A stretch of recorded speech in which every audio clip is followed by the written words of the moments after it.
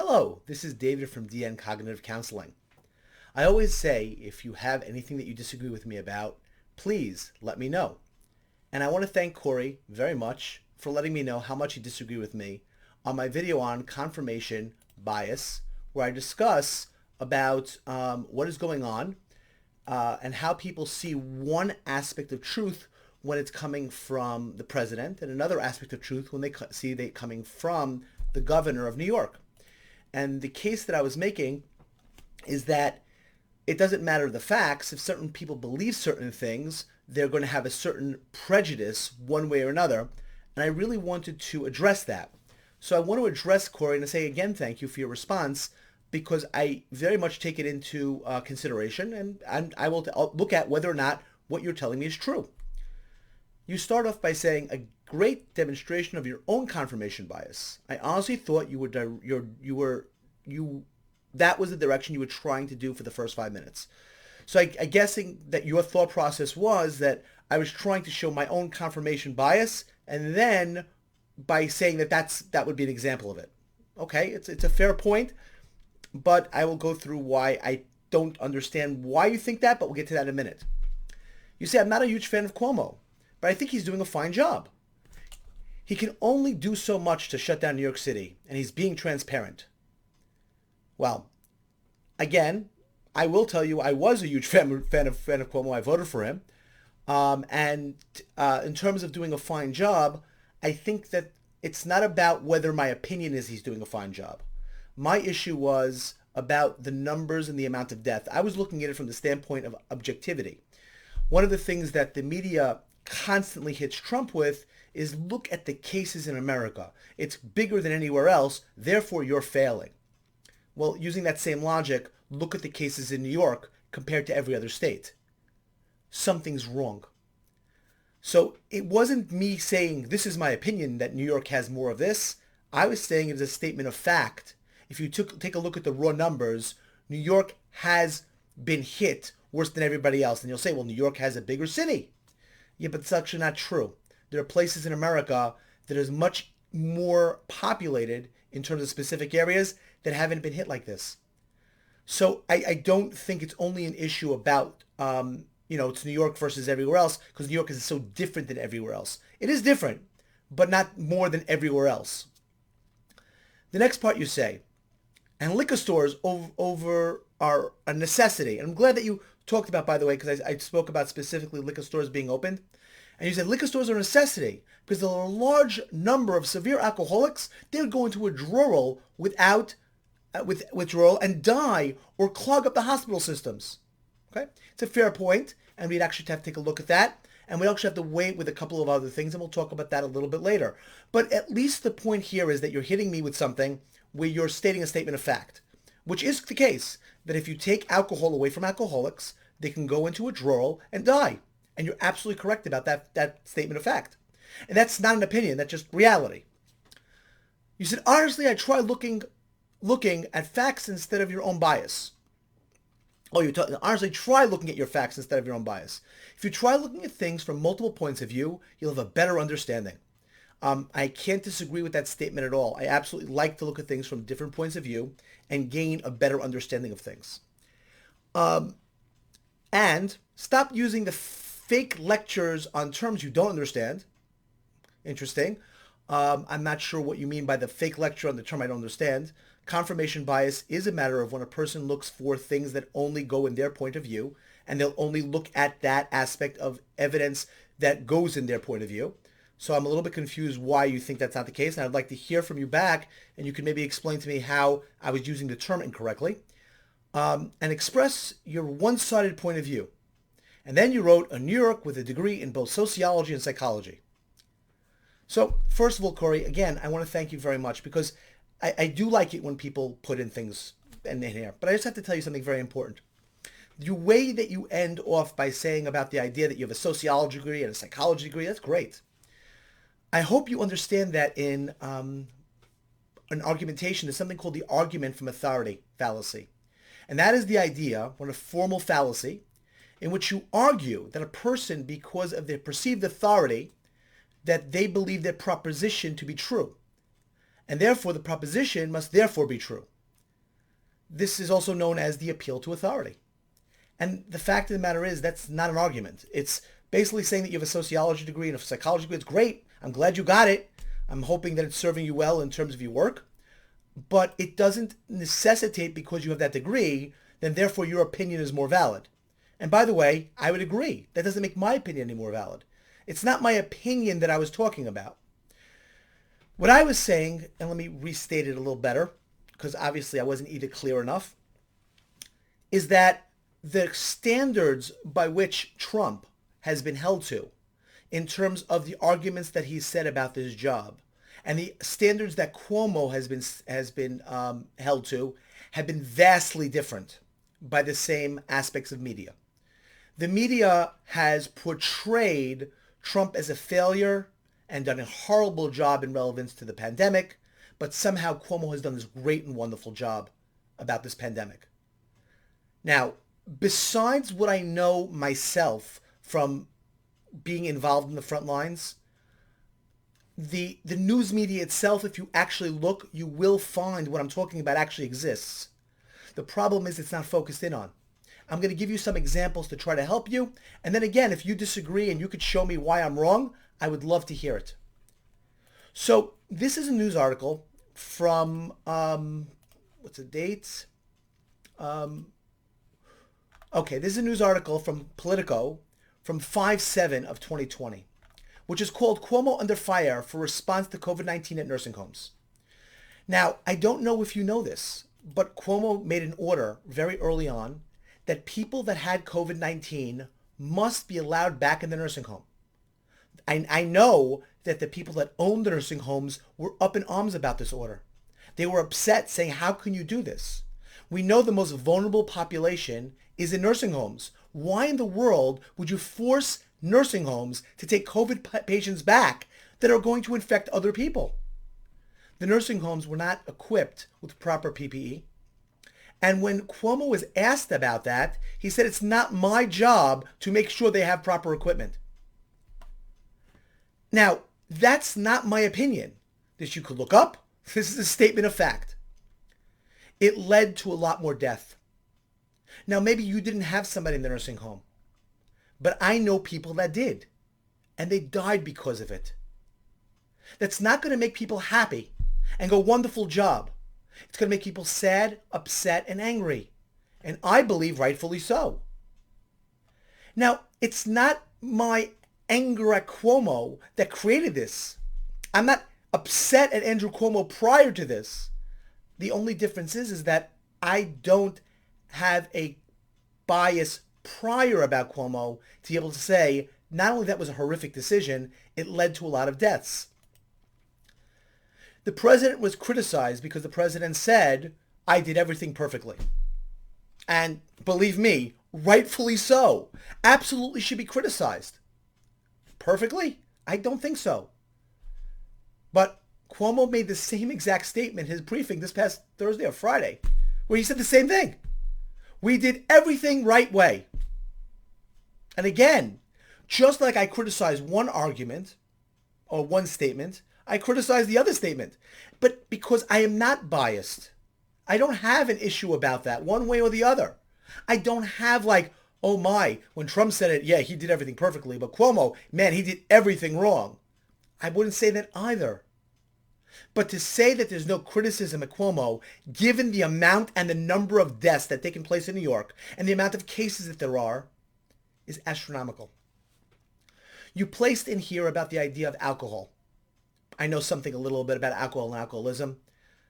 I hate to say this, liquor stores are not the only place to get alcohol from. There are essential places that remained open that you could maintain and get alcohol from. Not only that, you could also order things online. You didn't need to allow the liquor stores to be opened in order for people who are going to go through withdrawal not to die. That argument is just factually not true. The other aspect about the alcoholics, and sadly this is another fact, 55% of all domestic violence takes place when somebody's under the influence of alcohol. So I have a really great idea. Let's force people to be homes. Let's give them alcohol and let's see what happens in keeping them long periods of time together. There are a lot of people in the city suffering today from domestic violence issues. They can't even call the police because they're afraid of it contaminating their families because of this. Sadly, I know what's going on because, again, I hear from the front lines. And it's not a situation like this is the easy answer and this is what we can do. But on the other hand, not to be able to say there's a problem there. You made mention of the fact, again, that you think Cuomo did a fine job. I'm going to share with you personally. I was wearing a mask 2.5 weeks prior to us going in lockdown. Now, I wasn't wearing the masks that they give you, like the ones for the hospital, that the blue little masks that go over your face, that actually don't stop airborne anything. But I was wearing the N95 one. And the reason why was because I do look at facts. And I do look at what was going on. And there were certain things about this virus, because I've been involved with SARS, and when SARS came here, and I was involved in the system when it happened, and I saw what happened with Ebola, I knew right away this was not the same. Because the protocols that we use to protect the population were not working. The question that we were asking, I could see in where it was coming up and where it was popping up, that it wasn't working. Anybody on the front lines of this right away was saying, something's different here. This is not working. And the sad part was, we were way behind in terms of this. And when I say way behind, I don't mean like in terms of like we just made mistakes or problematic. I'm talking about even in the idea of when we closed. The fact was, and Mayor de Blasio has been blasted by most New Yorkers. And by the way, personally, again, I think rightfully so for a lot of things he did and said. But the reality was, it was actually de Blasio who was calling for a closing of the state before Cuomo did, about a week earlier. And Cuomo got into a political dialogue with saying, excuse me, I'm the governor, I'm the one who decides. Had de Blasio been listened to a week earlier, do you know, because of the way that this thing spreads, how many lives would have been saved? This is from CNBC from March 20th of 2020. Governor Cuomo on Friday ordered non-essential businesses to keep 100% of their workforce at home.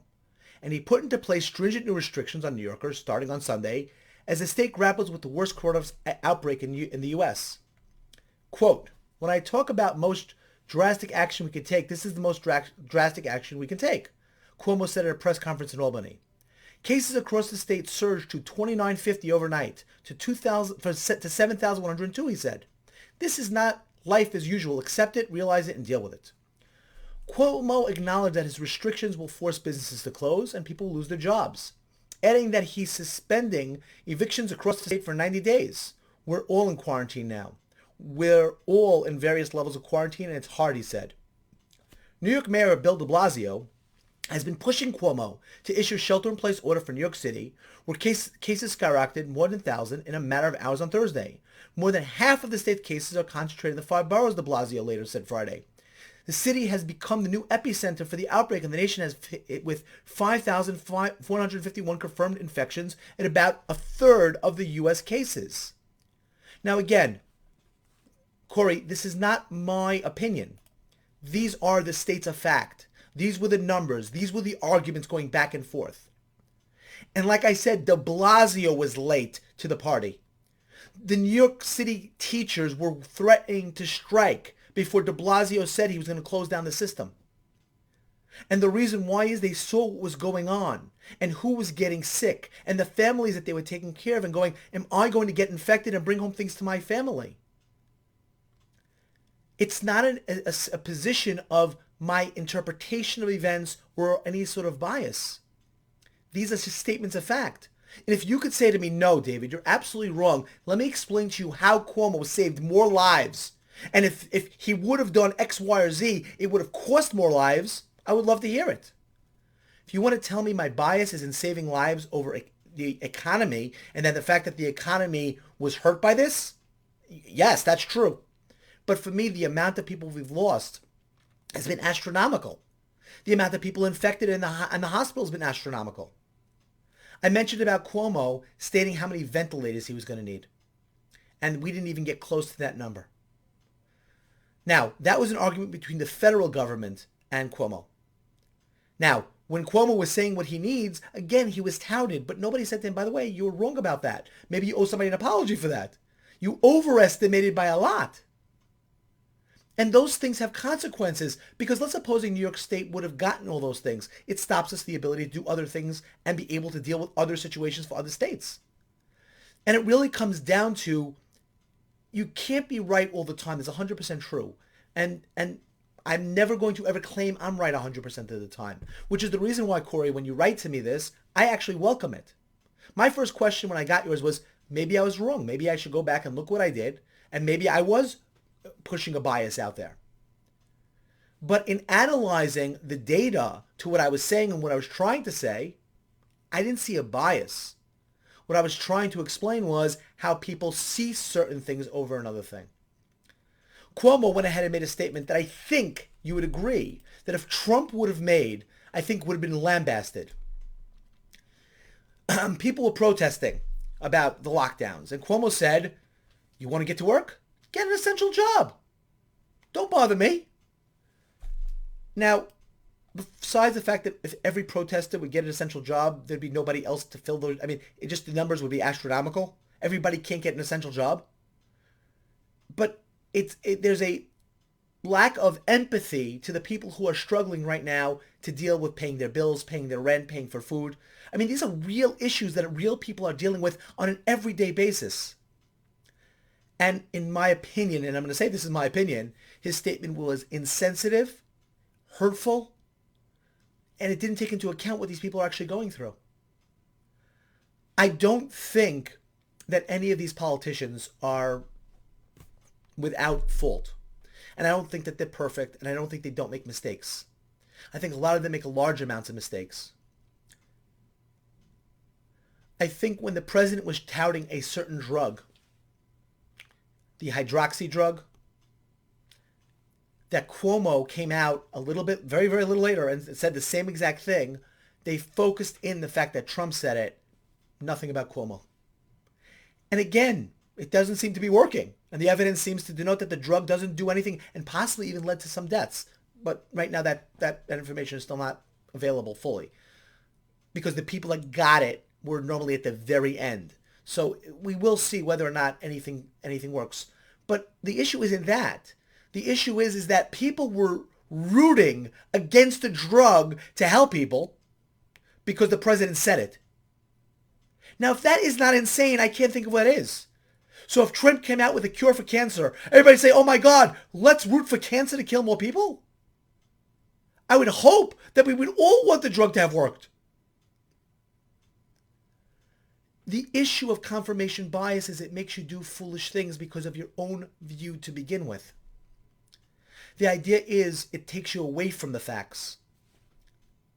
And again, I don't know where, Corey, that you think in the facts that I got something wrong in reference to the bias. But again, if you think that there's anything that I said where you feel that I misrepresented a fact, said a fact that was wrong, brought numbers that weren't true, or facts that weren't true, please, I'd love to hear it. Because I don't have a bias. You show me where I'm wrong, I'll be the first one to say, Corey was 100% right. He was able to show me on this thing I said was absolutely wrong.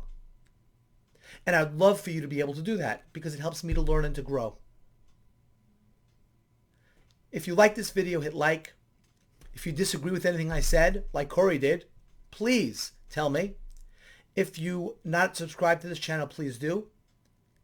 And again, if you like, also hit subscribe to the channel so you get notifications when I post. And last but not least, if you want to become a patron to the channel, please link down below. And thank you very much, and good mental health.